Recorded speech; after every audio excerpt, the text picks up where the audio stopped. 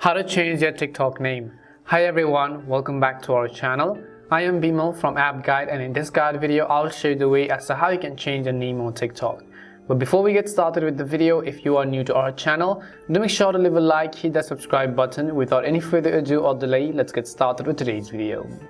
First of all, make sure that you have either downloaded or updated the TikTok app to the latest version. And you can do this by heading over to your respective app stores, in the search box typing in TikTok, and go ahead and simply either download or update the application. Once you have updated the TikTok app, I want you to go over and then simply open it up. The next thing you want to make sure is that you are logged into your account. And after you are logged in, you can see that this is how the interface is going to look like. If you want to change your name, go to your profile page by tapping on the profile icon from the bottom right.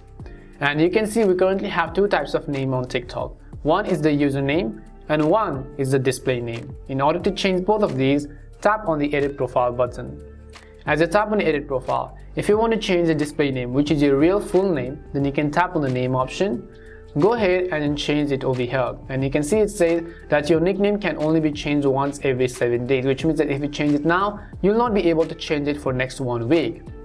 After you've saved the changes for your name, if you want to edit the username, tap on it, and here you have to keep in mind that you can only change the username once in every 30 days. So once you make your changes, there's no going back until 1 month. So just keep that in mind and tap on the save option on the top right corner of the screen.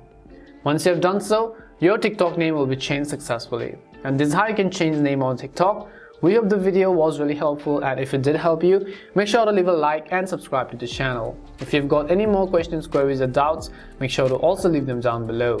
Thank you very much for watching till the end, and see you soon in our next video.